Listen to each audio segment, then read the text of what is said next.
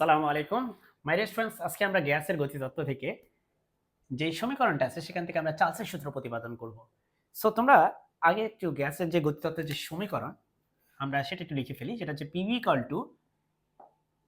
Equal to 1/3 M N C square bar. তো এটাকে অনেকে ছোট হাতের এন দিয়ে লেখে, অনেকে এটাকে বড় হাতের এন দিয়ে লেখে। এগুলোর পরিচয় আমি দিয়ে দিচ্ছি। এম হচ্ছে গ্যাসের একটি অণুর ভর, গ্যাসের একটি অণুর বা একটি কণার ভর। ঠিক আছে, বি ভেরি কেয়ারফুল, এটা কিন্তু একটা কণার ভর। আর এন, এই এন হচ্ছে গ্যাসের অণুর সংখ্যা, গ্যাসের অণুর বা কণার সংখ্যা। ঠিক আছে, অণুর বা কণার সংখ্যা। এই যে সি স্কোয়ার বার, এটাকে আমরা বলি গড়, গড় বর্গ বেগ।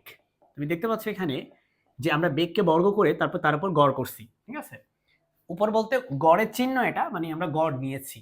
পি হচ্ছে গ্যাসের গ্যাসের চাপ, আর ভি হচ্ছে গ্যাসের আয়তন। গ্যাসের আয়তন বলতে গ্যাস যে পাত্রে থাকে সেই পাত্রের আয়তনই গ্যাসের আয়তন। এখন মাই ডিয়ার স্টুডেন্টস, আমরা একটু চার্লসের সূত্র নিয়ে আলাপ করি, তাই তো? চার্লসের সূত্রের মতে যে চার্লস বলছে আয়তন এটা হচ্ছে তাপমাত্রার সমানুপাতিক। কখন সমানুপাতিক? যখন চাপ ধ্রুবক, যখন চাপ হচ্ছে ধ্রুবক এবং গ্যাসের যে মোট অণুর সংখ্যা বা মোট মোল সংখ্যা সেটা ধ্রুবক। এই দুটো ধ্রুবক হইলে, চাপ যদি ধ্রুবক হয় তখন গ্যাসের আয়তন তাপমাত্রা সমানুপাতিক। আমরা যদি ওখান থেকে এটা আনতে পারি তাহলে বলবো আমাদের প্রমাণ শেষ। মাত্র কয়েকটা লাইন ধৈর্য ধরে দেখলেই তোমরা বুঝতে পারবে যে এখান থেকে আমরা লিখতে পারি PV equal to 2/3 into half M N C square bar. লিখতে পারি না? 2 আর 2 এটা কিন্তু কাটা গেলে একই জিনিস থাকে। এখন তোমরা জেনে রাখো গতিশক্তি, গ্যাসের গতিশক্তি আমরা সবাই তো জানি গতিশক্তির সূত্র কি, হাফ এম ভি স্কোয়ার। জানি না? জানি না এটা আমরা হাফ এম ভি স্কোয়ার জানি। সেখানে আমরা আমরা এই ভি স্কোয়ারের জায়গায় লিখব, ভি স্কোয়ারের জায়গায় আমরা লিখব সি স্কোয়ার বার, কারণ গ্যাসের ক্ষেত্রে ভি স্কোয়ার হয়ে যাচ্ছে কি সি স্কোয়ার বার বা গড় বর্গবেগ।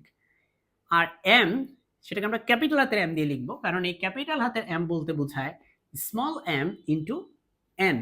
এখানে খেয়াল করো, স্মল এম হচ্ছে একটা অণুর ভর আর এন হচ্ছে অণুর সংখ্যা। তার মানে একটা অণুর ভরকে যদি মোট অণুর সংখ্যা দিয়ে গুণ করো তাহলে তুমি পাবা গ্যাসের সবগুলা অণুর ভর, অর্থাৎ গ্যাসের মোট ভর, গ্যাসের মোট ভর। তুমি এই এম এন এর জায়গায় রিপ্লেস করবা ক্যাপিটাল এম দিয়ে, ক্যাপিটাল এম দিয়ে। চলো ক্যাপিটাল এম দিয়ে রিপ্লেস করো। এরপরে তুমি এখান থেকে লিখবা যে হাফ এম সি স্কোয়ার বার, এটা হচ্ছে ইকে, এটা হচ্ছে ইকে হবে। তুমি পেলে পিভি ইকুয়াল টু ইকে।